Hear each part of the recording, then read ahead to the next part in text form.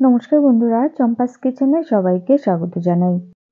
আজকের রেসিপি হচ্ছে দুধের ক্ষীর। পাটিসাপটা কিংবা পুলি পিঠের ভিতরে ক্ষীর আমরা দিয়ে থাকি। সেই ক্ষীর কি করে খুব সহজে ঘরে তৈরি করি সেই রেসিপিটাই তোমাদের সাথে আজকে শেয়ার করব। একবারে বেশি করে ক্ষীর বানিয়ে বেশ কয়েকদিন ফ্রিজে রেখে কিন্তু তোমরা চাইলে শীতের দিনে ব্যবহার করতে পারো। চলো তা চটপট দেখে নেওয়া যাক।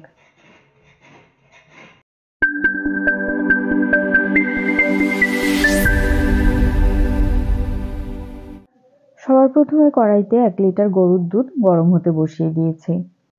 দুধটাকে খুব ভালো করে ফুটিয়ে নিতে হবে। গরম দুধে 1 চিমটে এলাচ গুঁড়ো দিলাম। অনবরত দুধটাকে নাড়াচাড়া করে এভাবে কড়ার চারধার থেকে সরগুলোকে চেঁচে দুধের সাথে মিশিয়ে দেবে। গ্যাসের আঁচ মিডিয়াম টু লোতে রেখে দুধটাকে জাল করে করে ক্ষীর তৈরি করতে হবে।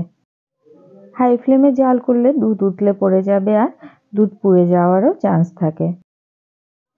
দুধ বেশ ঘন হয়ে এসছে, এবারে এর মধ্যে দিচ্ছি 1/4 কাপ গুঁড়ো দুধ। এখানে আমি এভরিডে পাউডার মিল্কটা ইউজ করছি। গরুর দুধের সাথে পাউডার দুধটাকে খুব ভালো করে মিশিয়ে নিচ্ছি। বাড়িতে যেহেতু সুগারের পেশেন্ট রয়েছে তাই আমি ক্ষীরের মধ্যে মিষ্টির পরিমাণটা কম ব্যবহার করছি। এখানে 2 টেবিল স্পুনের মতো চিনি দিয়ে দিলাম। তোমরা তোমাদের স্বাদ বুঝে চিনিটা বাড়িয়ে বা কমিয়ে দিতে পারো। দুধের সাথে গুঁড়ো দুধ এবং চিনি ভালোভাবে গুলে গেছে। এবারে দুধটাকে একটু ঘন করার জন্য এর মধ্যে দিয়ে দেব আমি 2 টেবিল স্পুন চালের গুঁড়ো।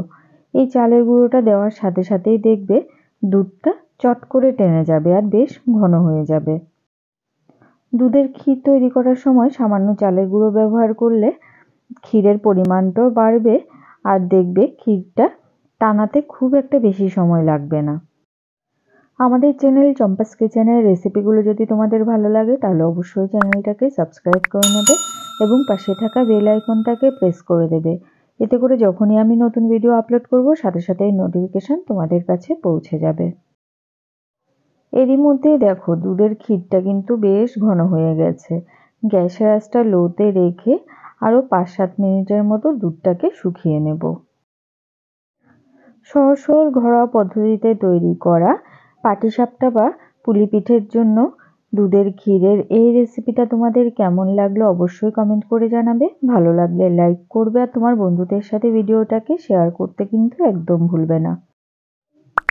আমি তো একবারে বেশি করে ক্ষীর তৈরি করে ফ্রিজে রেখে দিই, তারপরে অল্প অল্প করে ক্ষীরটাকে পাটিসাপটা কিংবা পুলির ভেতরে ব্যবহার করি।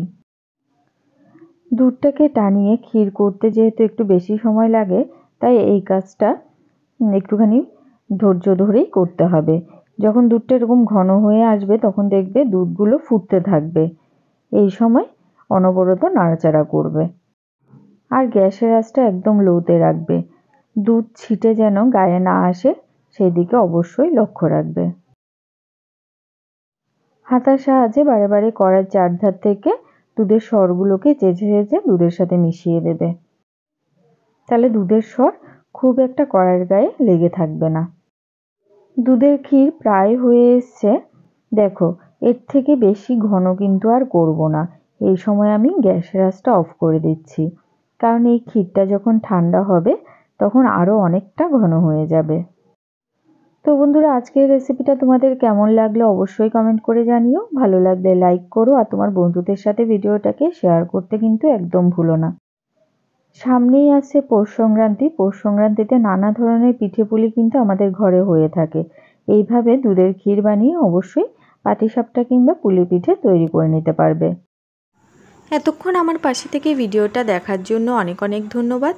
ভালো থাকবে, সুস্থ থাকবে। পরের ভিডিওতে আবার দেখা হবে। বাই।